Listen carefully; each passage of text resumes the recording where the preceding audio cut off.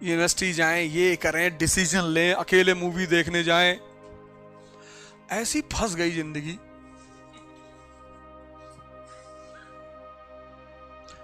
वो तो हम तो बच गए अपने पिता की वजह से।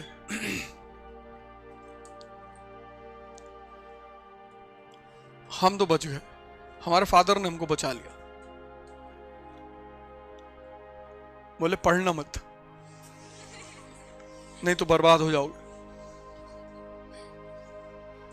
वो बात उस वक्त तो समझ में नहीं आई, अब तो बहुत समझ में आ रही है। घबराना मत, डरना मत, घुस जाओ, गाली दे दो।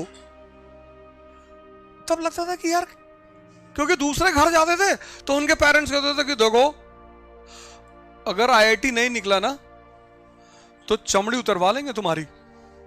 इतने डरे होते थे मेरे क्लासमेट्स।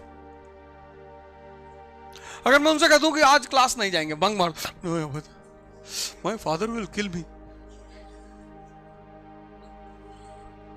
तब पिता की वजह से नहीं जी पाए, अब पत्नी की वजह से नहीं जी पा रहे। अब मैं कहता हूं चलो, कहते हो no no she will be angry यार। तो हमसे कहता हूं कि तुम पैदा ही क्यों हुए?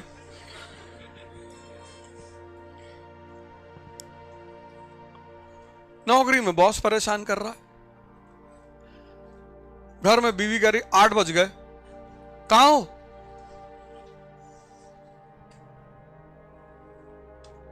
फिर जीवन का मतलब ही कहां रह गया? बचपन में स्कूल, टीचर डेली धमकी दे, if you don't do my homework then you see what I will do.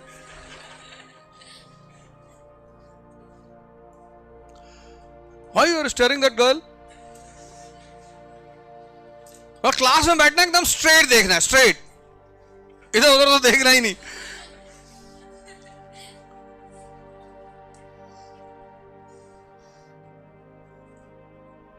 और हमें बताया जाता है लिबर्टी, इक्वेलिटी, फेटर्निटी। कहीं है लिबर्टी?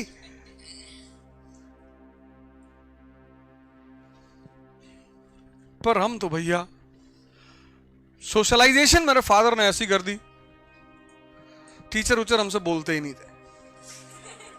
मैं क्लास में बैठूं ना बैठूं, पढ़ूं ना पढ़ूं, पेंटिंग बनाऊं, हमें कोई कुछ नहीं कहता था।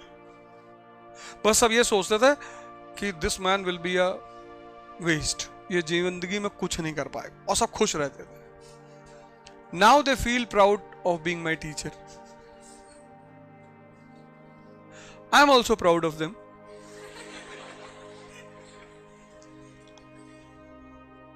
But the real contribution is of my father.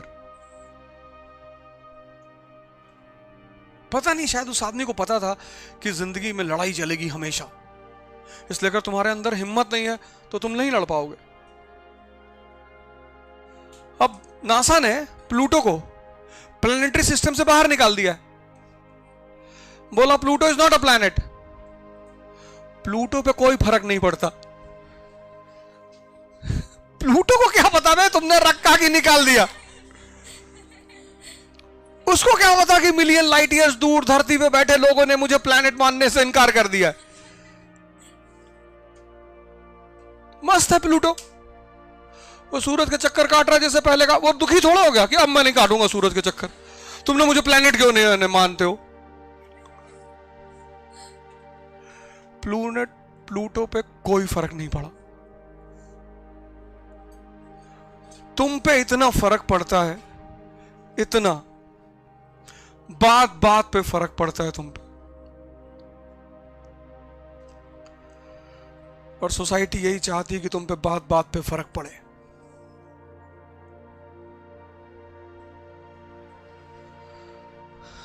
Society सिर्फ तुम्हें उलझाना चाहती है, रिलीजन के नाम पे, जाति के नाम पे।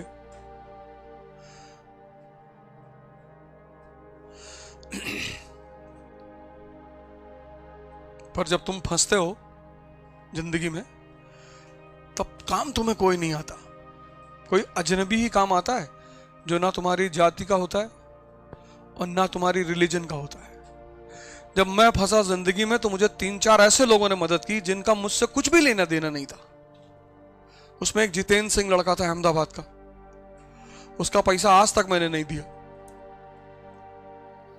मेरे घर में एक शादी थी और मेरे पास इतना पैसा नहीं था कि मैं ट्रेन पकड़ के घर पहुंच जाऊं अहमदाबाद से।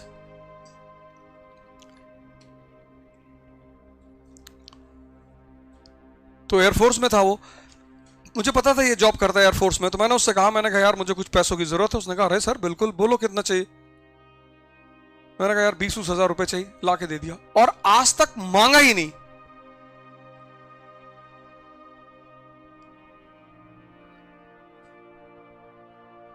मेरी बेटी पैदा हुई, पहले बड़ी वाली, पैसा ही नहीं था हॉस्पिटल में जमा करने के लिए। एक स्टूडेंट थी आगरा से, मंतोष यादव, उसकी 2-4 हजार फीस बची हुई थी। तो मैंने कहा यार वो फीस जमा कर दो, मुझे पैसों की जरूरत है। उसने कहा सर आप बताओ कितना चाहिए, आपको जरूरत होगी हॉस्पिटल में देने के लिए, आप हमसे ले लो। मेरे घर के किसी आदमी ने नहीं पूछा।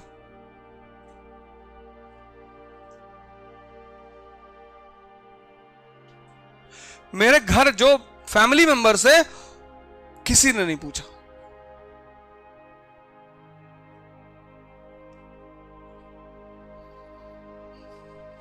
एक मेरे स्टूडेंट है, उसके फादर मेंबर ऑफ पार्लियामेंट है यूपी में, पता नहीं क्या नाम है उसका। ऐसा रेयर होता है कि तुम किसी से पैसे लो उसका नाम भूल जाओ। उसके हस्बैंड डॉक्टर हैं लेडी के।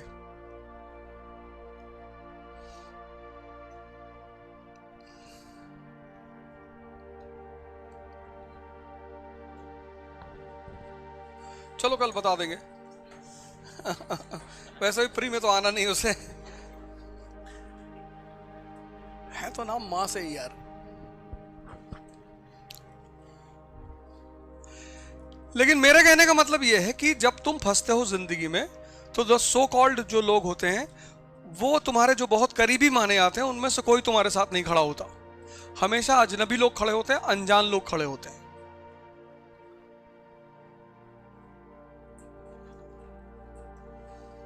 तुमको बस एक चीज से बचना है, अटैचमेंट से।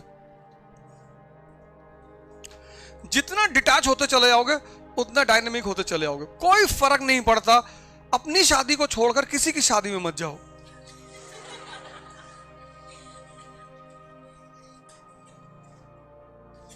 कोई तुम्हें छोड़ के नहीं, कल आईएएस हो जाओगे ना, सब लौट कर आएंगे और सब अप्रिशिएट करेंगे तुम्हें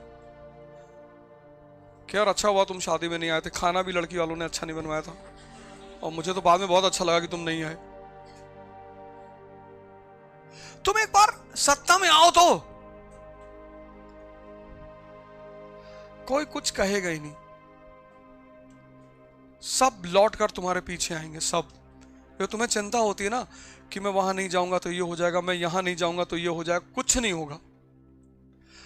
मतलब मैं मेरा पर्सनल एक्सपीरियंस है, और हर आदमी तुम्हारे पास लौट कर आएगा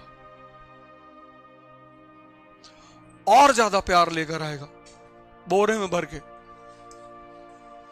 कि आपके लिए सेब लाएं, आप नहीं खाएंगे तो हम भी नहीं खाएंगे।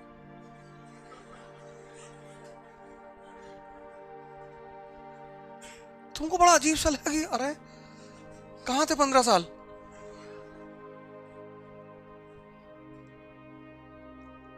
अपना समय मत देना किसी को, ये गलती मत करना, बहुत पछताओगे।